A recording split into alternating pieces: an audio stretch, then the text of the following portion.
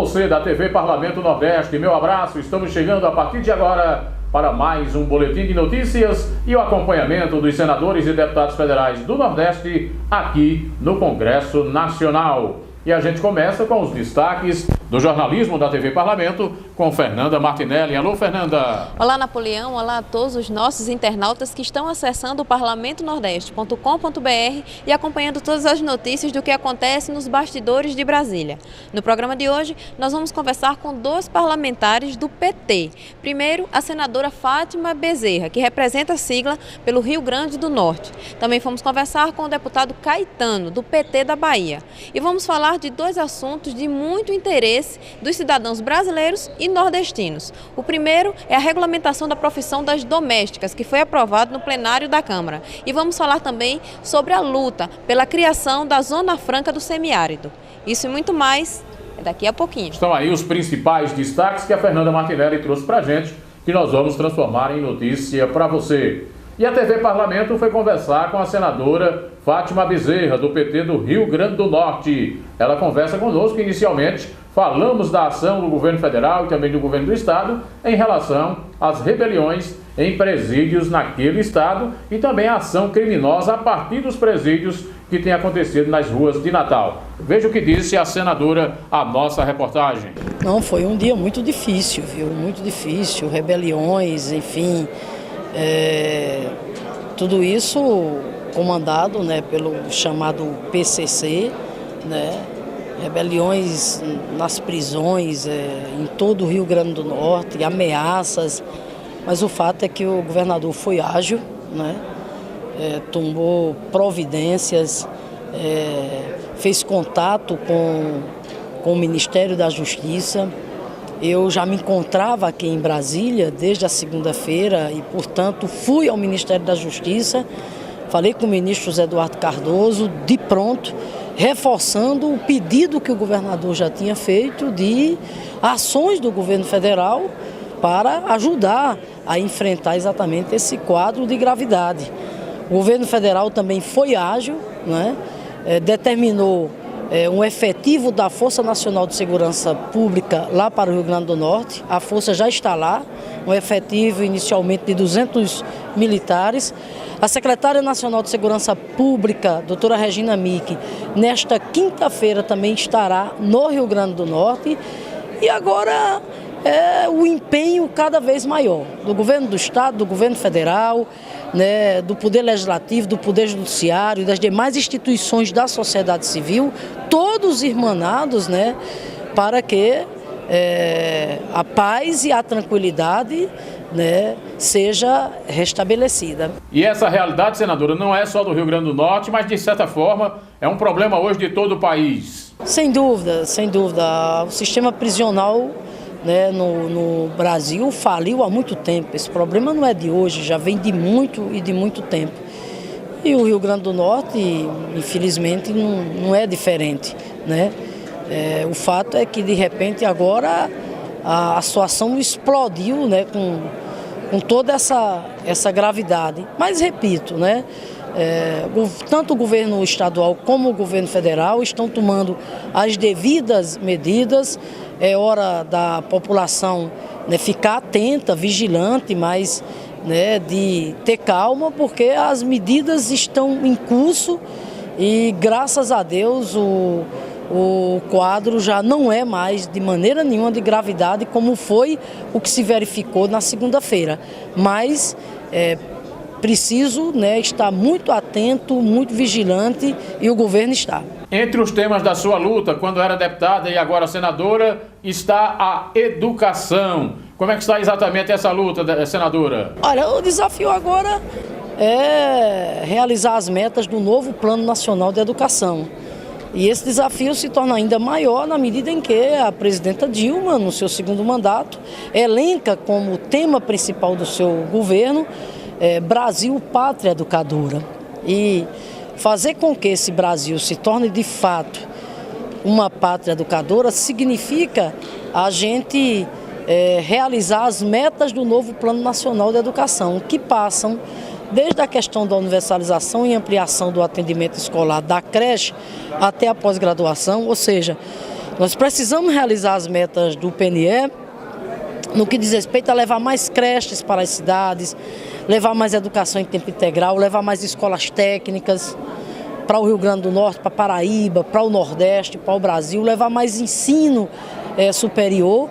E uma outra meta também muito importante do novo Plano Nacional de Educação é a meta que trata da valorização, da melhoria salarial e profissional do magistério brasileiro. Eu fui autora da emenda ao PNE que antecipou em 6 anos o prazo para que seja equiparado o valor médio do salário do professor ao valor médio das demais categorias com formação equivalente. Para tanto, nós vamos precisar e muito que o governo federal coloque mais recursos. Nós vamos precisar ampliar a participação financeira, né, do governo federal junto aos estados e municípios. E o caminho é os royalties do petróleo, o caminho é o pré-sal, né, é o fundo social oriundo lá do pré-sal.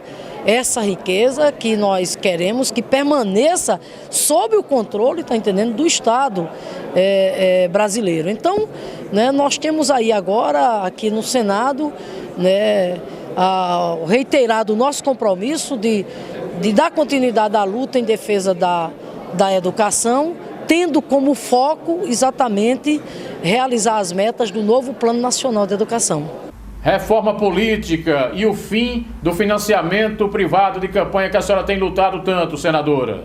É verdade, tem uma descrença hoje, né, por parte da sociedade, na chamada classe política, nas instituições representativas, e acho que, né, a reforma política ela é essencial, ela é fundamental, assim como outras reformas igualmente estratégicas para o país que precisam ser feitas, como a reforma tributária, a questão do bolo tributário, a reforma federativa, ou seja, o novo pacto federativo, a democratização dos meios de comunicação social.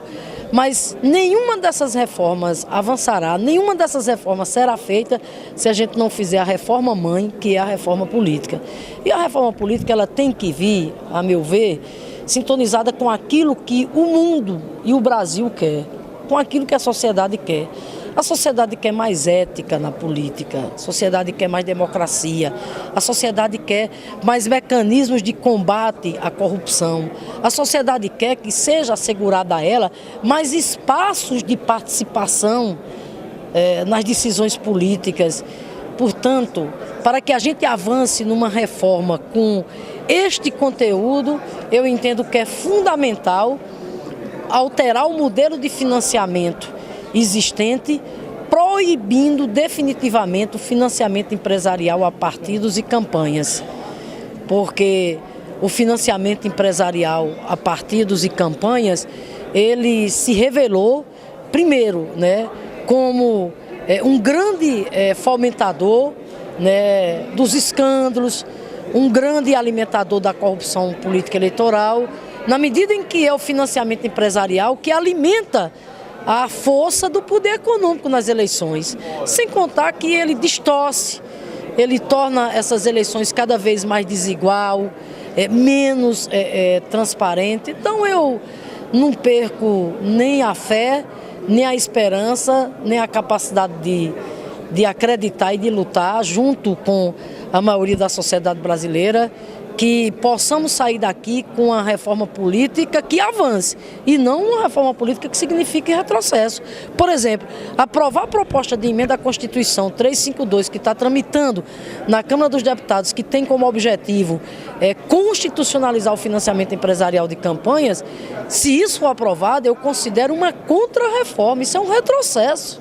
É um retrocesso. E, por fim, né, dizer do quanto também é importante o papel que as entidades da sociedade civil, como a CNBB, a OAB, UniUBS e tantas outras, estão desempenhando através do chamado Movimento da Coalizão Democrática por Reforma Política e Eleições Limpas.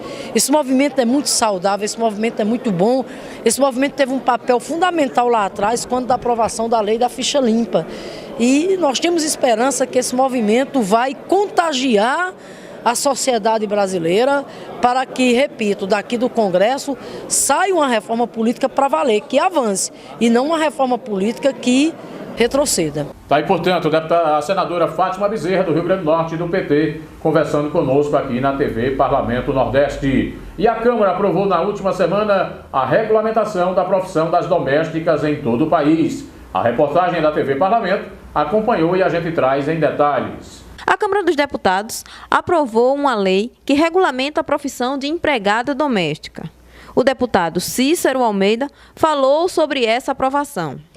Não tenha dúvida. Nós participamos de um bloco hoje com convicção de 18 deputados, mas somando-se ao PRB são 39, tá certo? Eu fiz, aí você fica na dúvida aqui em quem você vota, se você está votando com o governo, se você está votando com os trabalhadores, e eu votei, e deixo aqui bem claro, tá certo? Votei em favor das domésticas, até porque, como comunicador, eu sempre tive o carinho e a audiência de todas elas.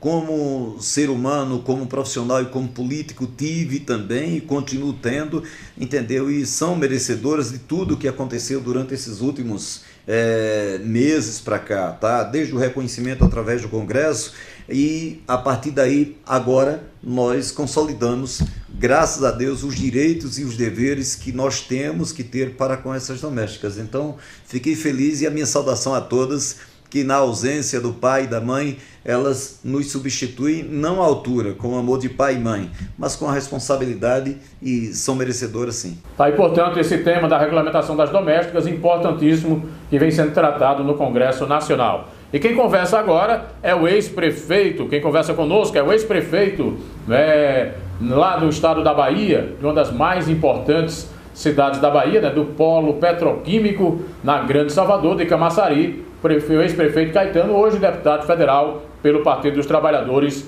representando o estado da Bahia. Ele integra a comissão que vai discutir o Pacto Federativo, o novo pacto. Como ex-prefeito, tem toda uma experiência a respeito. Como é que está exatamente o trabalho na comissão, deputado? Veja, primeiro que foi uma oportunidade ímpar em participar dessa comissão e estar exatamente na mesa da comissão.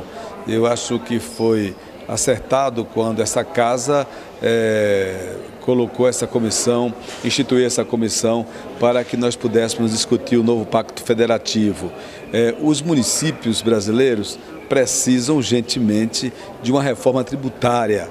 O povo vive no município, os municípios não estão bem, os prefeitos ficam muito distantes dos governos do Estado, do governo federal, do Congresso Nacional. Nós precisamos trazer essas ideias inovadoras do novo municipalismo brasileiro para dentro dessa comissão e aqui construir o novo Pacto Federativo. Portanto, nós vamos dar toda a nossa experiência, toda a nossa energia para que a gente possa aqui produzir uma proposta de reforma tributária, construindo um novo Pacto Federativo para o país. Com a experiência que o senhor tem, vocês vão buscar exatamente corrigir essas injustiças em relação aos municípios? Eu penso que sim, porque a comissão tem vários deputados experientes que já foram prefeitos e que acumulam a experiência de prefeito, também alguns que foram deputado estadual, foram vereador, e isso tudo vai nos dar, sabe, e vamos debater muito com os estados, com os municípios, com as entidades regionais, com as entidades nacional do municipalismo, e todos juntos